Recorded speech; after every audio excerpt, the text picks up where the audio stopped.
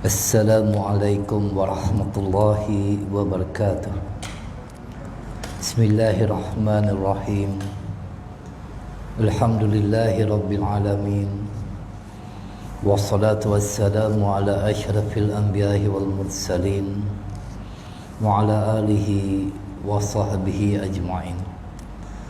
Allahumma salli ala Sayyidina Muhammad al-Fatih lima ukhliq wal khatimi lima sabaq nasiril haqq بالحق والهادي إلى صراطك المستقيم سبحانك لا علم لنا إلا ما علمتنا إنك أنت العليم الحكيم رب اشرح لي صدري ويسر لي أمري واحلل عقدة من لساني يفقهوا قولي اللهم يسر ولا تعسر بتمن بالخير ولا حول ولا قوة إلا بالله العلي العظيم أما بعد.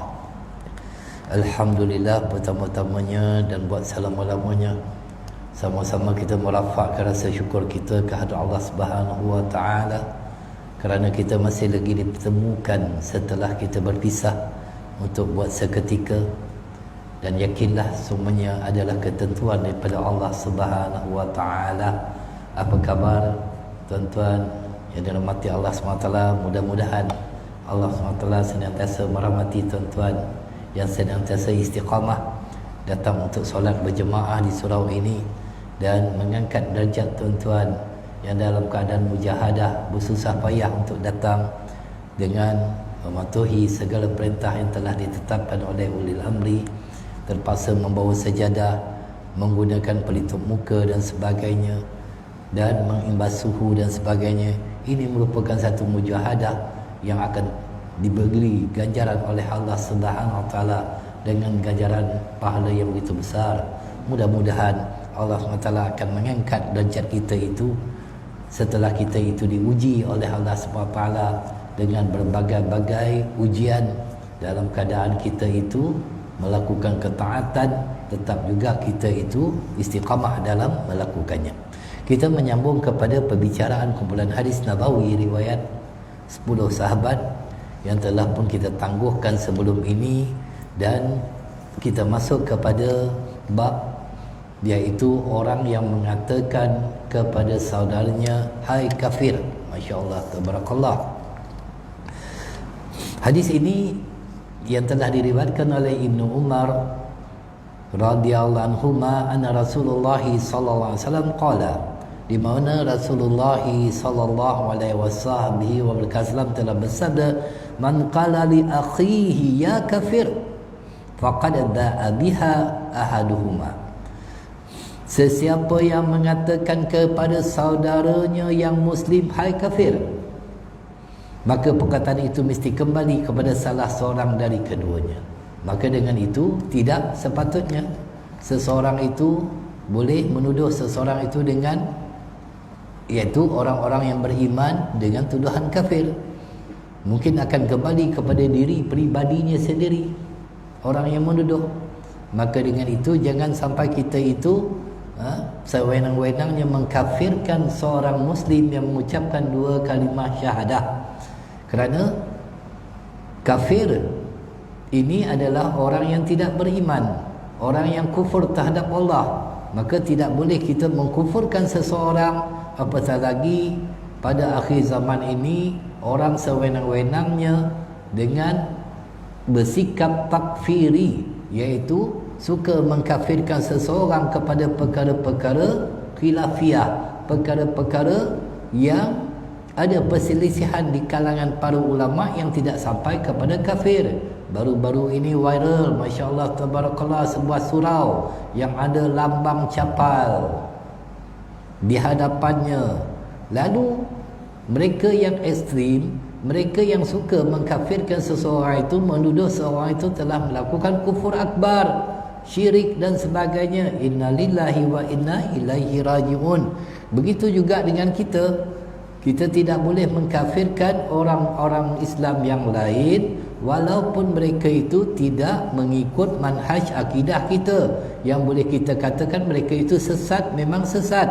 Seumpama kumpulan Mujassimah, Musyabihah dan sebagainya. Tetapi tidak boleh sampai kita mengatakan mereka itu kafir, kerana Mengkafirkan ini adalah tugas hakim, tugas qadi yang perlu dibawa kepada penghakiman, pengadilan sampai seseorang itu keluar daripada Islam dan menjadi orang yang kafir. Kerana apa? Kerana nanti kalau meninggal orang tu, di mana nak kita kuburkan? Apakah kita mengkuburkan dia di kuburan Islam ataupun kubur orang kafir? Itu berhati-hati kita. Baik. Hadis yang seterusnya, menaikkan pakaian kalau sudah hampir dengan tanah. Ali bin Umar radhiyallahu anhuma anna Nabi sallallahu alaihi wasallam ya far'u saubata hatta yad'u nuwa minal ard, bahwasanya Nabi sallallahu alaihi wasallam tidak meninggikan pakaian beliau kecuali kalau sudah dekat menyentuh tanah. Isbal, iaitu Rasulullah sallallahu alaihi wasallam tidak akan melipat pakaiannya itu. Kadang-kadang kita tengok orang dia lipat kaki seluarnya, tak perlu dilipat, tak perlu disingkatkan, pakai saja. Kerana itu tidak termasuk dalam isbal. Kerana isbal yang dilarang itu dengan menyombongkan diri, dengan bersikap angkuh. Kerana orang-orang bangsawan Quraisy, mereka memakai jubah yang labuh dengan sikap menyombongkan diri. Maka dengan itu tak perlu kita lipat kaki seluar kita ketika kita nak sembahyang dan sebagainya. Baik. Orang yang junub hendaklah berwuduk sebelum tidur. Begitu juga orang yang haid. Kerana wuduk ini adalah benteng, pendinding daripada gangguan syaitan. Hadis juga yang diriwayatkan oleh Ibnu Umar radhiyallahu anhu, di mana Sayyidina Umar Ibn Khattab radhiyallahu anhu, anna Umar radhiyallahu anhu sa'ala Rasulullah sallallahu alaihi wasallam, bertanya kepada Rasulullah sallallahu alaihi wasallam, ainama ahaduna wa huwa junub, bolehkah seseorang tidur dalam keadaan junub? Dalam keadaan junub, apakah boleh tidur? Maka Rasulullah mengatakan na'am, boleh. Dalam keadaan junub. Takkan tengah-tengah malam orang yang telah pun menggauli isterinya, pasangannya dalam keadaan junub, takkan tengah-tengah malam ni, malam sejuk, takkan nak mandi? Nak mandi hadas dulu baru tidur. Kalau mandi nanti segar tak boleh tidur. Maka Rasulullah membenarkan tidur. Naam, kata Rasulullah, wa yatawadda. Iaitu Rasulullah SAW mengatakan, namun hendaklah dia berwudu. Dalam keadaan begitu juga dituntut untuk berwudu, kerana wudu ini merupakan benteng. Di antara orang-orang yang memelihara wudunya, insya-Allah dia akan terselamat daripada pandemik yang sedang berlaku sekarang ini, virus yang berlaku sekarang ini. Kerana wudu ini membersihkan seseorang itu zahir dan batin. Bukankah kita itu dituntut untuk membersihkan diri kita dengan sanitizer, dengan basuh tangan? Bayangkan dengan wudu berapa kali kita basuh tangan. Masya-Allah, tabarakallah. Begitu kerap kita membasuh tangan kita. Orang yang haid junub dilarang membaca Al-Quran, hukumnya haram, walaupun membaca Al-Quran itu sangat-sangat dituntut. Satu huruf akan diganjarkan dengan 10 ganjaran hasanat. Tetapi di saat dia haid, di saat dia berjunub, maka dia dilarang, sebagaimana Rasulullah mengatakan, la taqra'ul hasidul walal junub syai'an minal Quran. Orang yang haid, orang yang junub tidak boleh membaca walaupun sedikit daripada Al-Quran. Itu perlu berhati-hati. Kecuali dia boleh berzikir. Berzikir itu dibenarkan, tetapi membaca Al-Quran tidak dibenarkan. Dalam satu riwayat lagi yang disebutkan, la ya'arul Qur'anal junubu walal haidu. Orang junub atau haid tidak boleh membaca Al-Quran. Perlu dia membersihkan diri terlebih dahulu, kerana Al-Quran itu merupakan kalamullah, kata-kata daripada Allah Subhanahu Wa Taala. Di saat seseorang membaca Al-Quran, dia sedang berbicara dengan Allah Azza wa Jalla, maka perlu dia dalam keadaan bersuci. Ada adab-adab dalam membaca Al-Quran. Kalau kita merujuk di dalam kitab At-Tibyan yang dikarang oleh Imam An-Nawawi, yang meletakkan adab-adab ketika membaca Al-Quran. Hendaklah membersihkan mulut terlebih dahulu bersugi. Kerana kita membaca itu bukannya baca Twitter, bukan baca WhatsApp, bukan baca akhbar, tapi membaca kalamullah.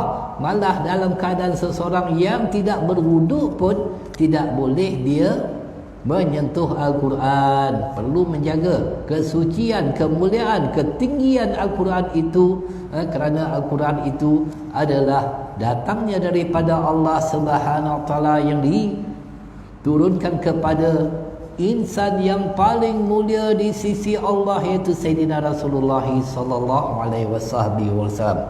Dan turunnya pula pada bulan yang begitu mulia, iaitu bulan yang kita harapkan pertemuan kita yang akan datang pada bulan Ramadan.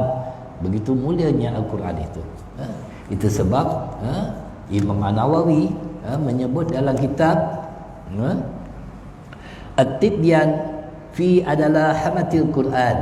Dalam adab-adab membaca Al-Quran itu perlu beradab, perlu menjaga kesucian Al-Quran itu dan sebagainya. Baik.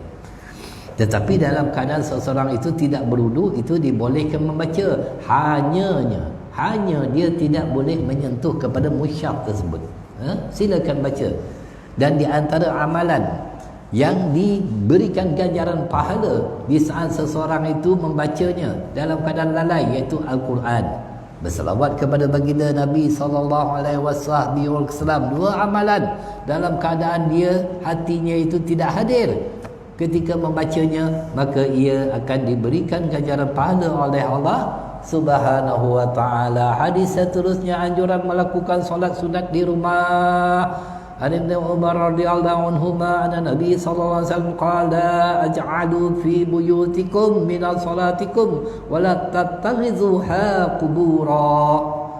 Bahawa Rasulullah sallallahu alaihi wasallam bersabda, kerjakanlah sebagian solat sunat di rumah kalian dan janganlah jadikan rumah kalian seperti kuburan. Solat tahajud, solat witir, nanti balik daripada solat isyak nanti boleh kita melakukan solat witir di rumah kita, ataupun nanti bangun pada pukul 4 pagi, 3 pagi, 4 pagi, 5 pagi, kita lakukan solat sunat taubat, solat sunat tasbih ataupun solat sunat tahajud dan sebagainya. Hidupkan solat-solat sunat di rumah kita agar rumah kita itu tidak sunyi. Senantiasa kita itu menghidupkan rumah kita dengan solat sunat. Itu sebab sebahagian daripada mereka yang tidak hadir ke masjid, tidak hadir ke surau di saat pada bulan Ramadan ketika solat sunat tarawih, maka kita husnuzon dengan mereka ini.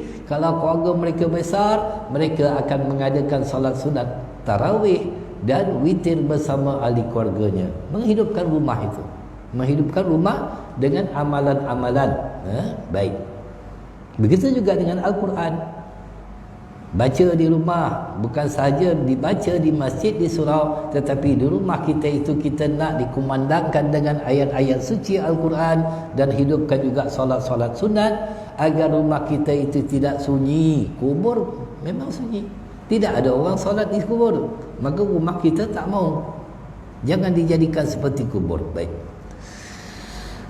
Mengutamakan asar daripada isya. Ani bin Umar radhiyallahu anhu qala qala Rasulullah sallallahu alaihi wasallam izza wudi'a asya'u ahadikum wa aqimatis salat fad'u bil asya' wa la ya'jalanna hatta yarghabu minhu. Rasulullah sallallahu alaihi wasallam bersabda, apabila makan malam telah dihidangkan kepada kalian, dah siap dah, isteri kita dah siap hidang makan malam, ni nak makan bersama ahli keluarga, sementara seruan solat isyak sedang dikumandangkan, Allahu Akbar, Allahu Akbar, isyak. Di dapur isteri dah siapkan makanan, dah hidang meja makanan dengan lauk pauknya. Maka Rasulullah mengatakan, maka dulukanlah makan malam. Makanlah dulu, makanan dah siap. Dan janganlah tergesa-gesa dalam makannya sehingga selesai makan seperti biasa. Kerana sunnah baginda Nabi SAW melewatkan, mengakhirkan solat isyak, melewatkan. Yang mana di dalam hadis baginda Nabi SAW solat isyak 1/2 malam. Maka kita bagi 1/2 malam dibagi 3 malam itu, daripada maghrib sampai terbit fajar nanti dibagi 3, maka di antara 1/2 malam, di antara pukul 10 ataupun pukul 11, itu 1/2 malam. Itu yang Rasulullah mengatakan, kalau telah tidak menjadi keberatan kepada umatku, akan aku perintahkan mereka untuk solat pada waktu begini. Itu sunnah untuk solat isyak. Lewatkan solat isyak itu yang diajar oleh baginda Nabi SAW. Sehingga kan ketika itu para sahabat tidur di masjid menunggu kedatangan Rasulullah yang begitu lewat. Dan Rasulullah mengatakan, orang yang sedang menunggu-nunggu waktu solat seperti tuan-tuan yang hadir pada hari ini sedang menunggu solat isyak, seumpama orang yang sedang solat. Masya Allah, beruntung tunggu waktu solat tu, seumpama orang yang sedang solat. Sangat beruntung kita. Baik. Hadis seterusnya, keutamaan solat subuh, solat yang paling berat untuk dilaksanakan oleh umat baginda Nabi SAW. Subuh, kecuali pada bulan Ramadan. Bulan Ramadan penuh masjid, surau sebelum ini waktu subuh. Kerana apa? Kerana mereka bangun sahur. Tapi kalau hilangnya bulan Ramadan, dah kosong balik dah, tak ada lagi dah, sebab tak bangun sahur. Jadi kan baik kalau Ramadan tu setiap hari orang bangun sahur, maka akan hidup solat subuh itu. Ada Ibnu Umar radhiyallahu anhu, ana Nabi sallallahu alaihi wasallam qala, man shalla salati subhi falahu zimmatullah wa la tukhafirullahu zimmatahu, fa innahu man akhfara zimmatahu talahuhullahu hatta yukabbahu ala wajhihi.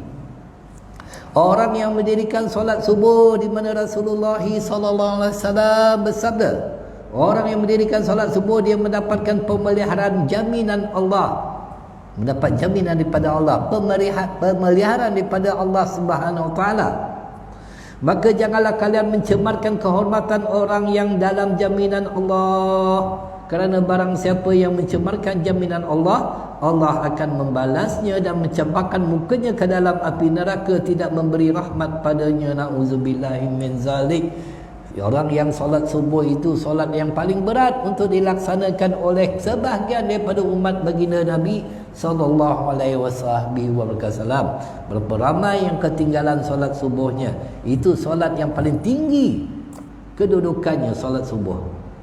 Ketika orang sedang tidur, Masya Allah, Tabarakallah, apatah lagi berjalan dalam keadaan gelap menuju ke rumah Allah Subhanahu Wa Taala, maka jangan kita itu memandang remeh, kerana orang ini mendapat jaminan daripada Allah Subhanahu Wa Taala, dan Allah mengangkat darjat orang-orang yang melaksanakan salat subuh, apatah lagi dalam keadaan dia berjamaah, sama ada di rumahnya, sama ada di surau, sama ada dia melakukannya di masjid, maka dia juga akan mendapat kedudukan yang begitu tinggi di sisi Allah Subhanahu Wa Taala.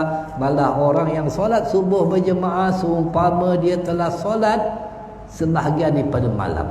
Itu besarnya solat subuh itu. Baik. Memakan makanan yang berbau busuk dengan petai, jering, kerdas, apa lagi yang berbau busuk? Musangking, durian yang tidak boleh. Ada sebahagian orang tak boleh bau. Ada Ibnu Umar radhiyallahu anhu, anna Nabi sallallahu alaihi wasallam qala fi azwatil Khaybar, man akala min hajari syajarah yughni sam fala yaqra'ayyana masjidana.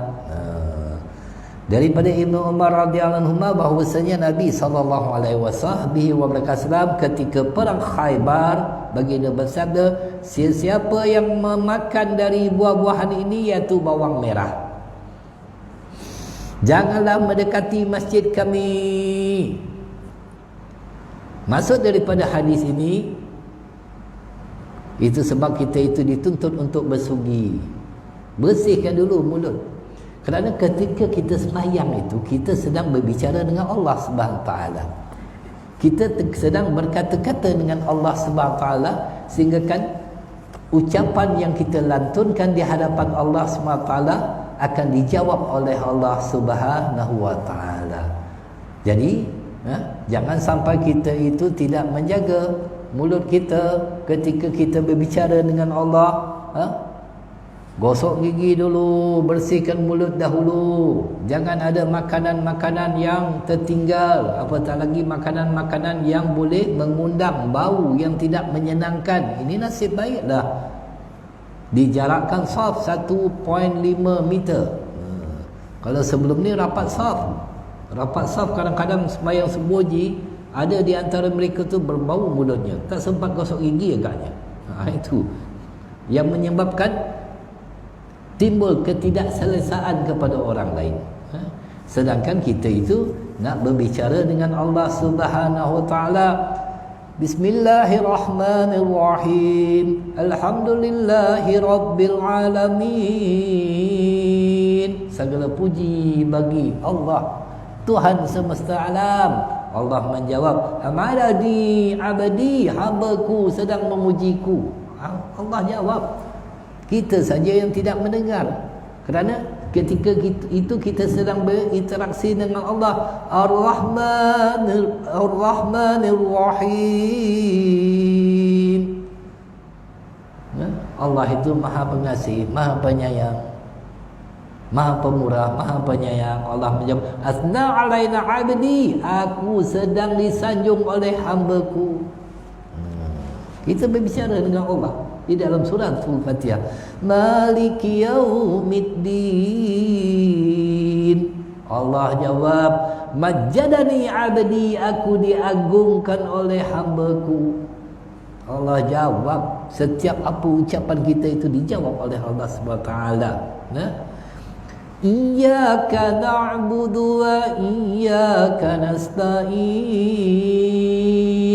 Allah jawab, maka inilah percakapan di antaraku dengan hambaku, dan aku akan memperkenankan segala permohonannya. Sebab kita kata, kepada Engkaulah yang kami sembah ya Allah, kepada Engkaulah kami pohon pertolongan ya Allah. Maka dengan itu Allah SWT menyahut panggilan setiap hamba-Nya itu. Maka dengan itu jangan kita memakan makanan yang boleh berbau busuk. Itu sebab Rasulullah SAW tidak memakan bawang putih, bawang merah yang boleh mengundangkan bau. Pernah salah seorang sahabat baginda Nabi SAW, iaitu Abu Ayyub Al-Ansari, sahabat baginda Nabi SAW yang suka makan bawang. Bawang yang akhirnya offer, mempelawa kepada Rasulullah SAW bawang tadi itu, makan bawang. Kan kita makan sate kan ada bawang merah tu. Jadi Rasulullah tidak memakannya, kerana Rasulullah mengatakan, sesungguhnya aku menjaga mulut aku itu agar tidak ada bau yang tidak menyenangkan, kerana aku sering berbicara dengan Jibril alaihi salam. Lalu sahabat tadi itu, bila mendengar perkataan Rasulullah begitu, dia pun meninggalkan makan bawang merah kerana mengikut sunnah baginda Nabi SAW, mengikut perbuatan Rasulullah SAW. Sedangkan sahabat itu tidak berbicara dengan Jibril AS. Begitu sahabat begitu taat dengan apa yang dibuat oleh baginda Nabi SAW. Banyak pertanyaan ini datang pula kepada hadis yang seterusnya. Banyak pertanyaan daripada jemaah saya, malah mereka bertanya dalam WhatsApp, iaitu muslimat, hukum perginya wanita ke masjid boleh ke tidak? Itu jadi pertanyaan tu. Ramai yang bertanya, kerana ada orang yang mengatakan wanita tidak dibenarkan, tak boleh datang masjid. Ibnu Umar radhiyallahu anhu qala Rasulullah sallallahu alaihi wasallam, daripada Ibnu Umar radhiyallahu anhu beliau berkata, Rasulullah sallallahu alaihi wasallam bersabda, la tamna'un nisaa minal khuruhi ilal masajidi billail. Janganlah kalian melarang wanita-wanita untuk pergi di masjid di malam hari. Rasulullah kata jangan larang wanita-wanita untuk datang ke masjid pada waktu malam hari. Dalam satu riwayat lagi disebutkan, la tamna'u ima Allahi masajidallah, iaitu janganlah kalian mencegah wanita-wanita janda untuk pergi ke masjid selagi tidak menimbulkan fitnah. Tetapi wanita-wanita itu perlu menjaga diri agar tidak timbul fitnah, terutamanya tidak memakai wangi-wangian, tidak memakai wangi-wangian, menjaga diri itu agar tidak ada fitnah dan sebagainya. Dan pada riwayat yang lain disebutkan juga di mana Rasulullah bersabda, la tamna'u nisa'akumul masajidi jida wa buyutahunna khairun lahun, iaitu janganlah kalian melarang wanita-wanita untuk pergi ke masjid, tetapi di rumah lebih baik bagi mereka untuk solat.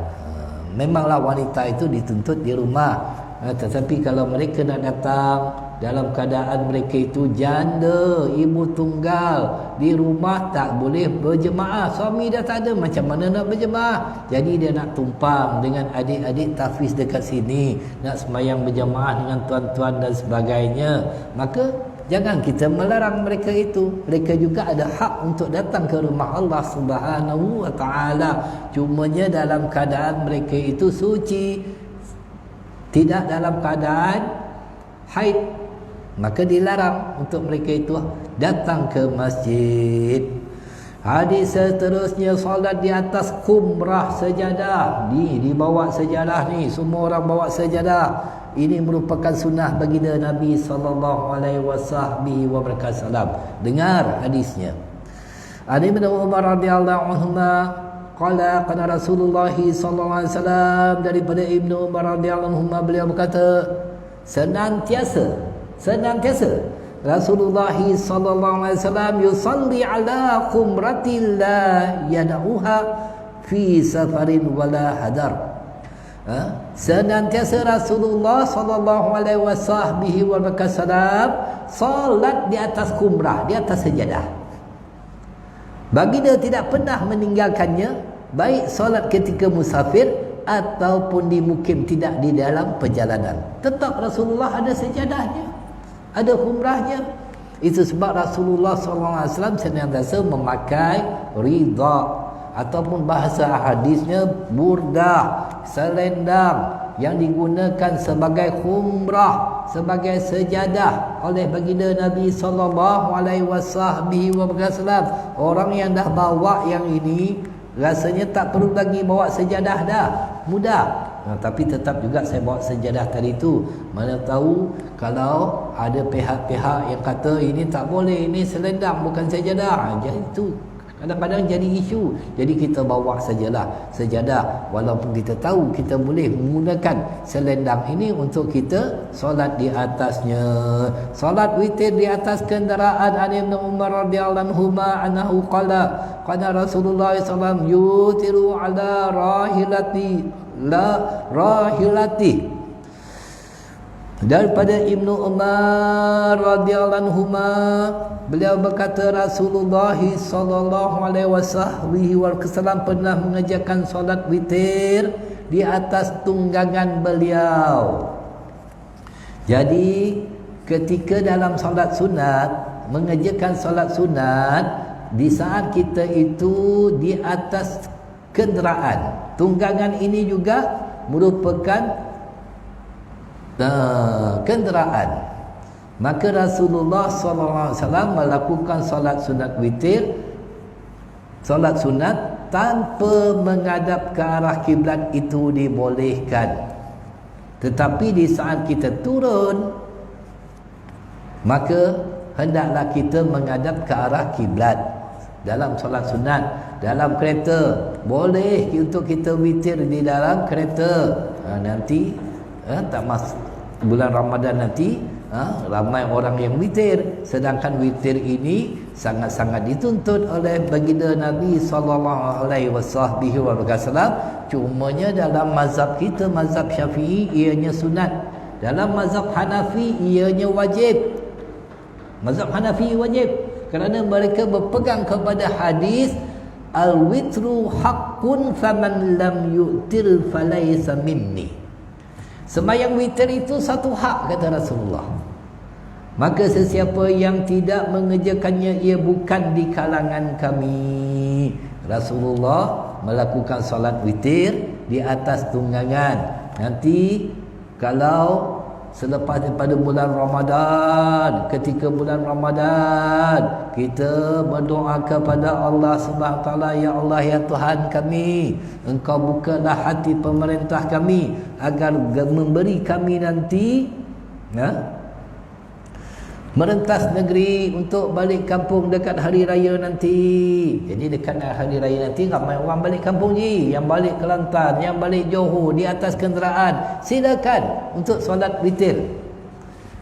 Itu sebab yang disebutkan oleh Ibnu Umar tadi itu, kerana Nabi SAW yusalli fi safari ala darhiratin haitu tawajjahat bihi yu'minu ima'an salatal laili illa faraida wa yutiru ala rahilatihi.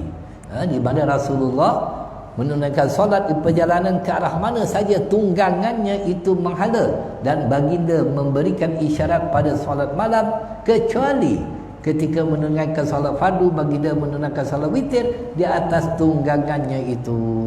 Di mana saja untanya itu mengarah, maka itu dibolehkan untuk kita solat sunat. Dalam satu riwayat lagi, Ibnu Umar mengatakan, ra'aitu Rasulullah sallallahu alaihi wasallam yusalli ala himarin wa huwa muhahhahu ilal Khaybar.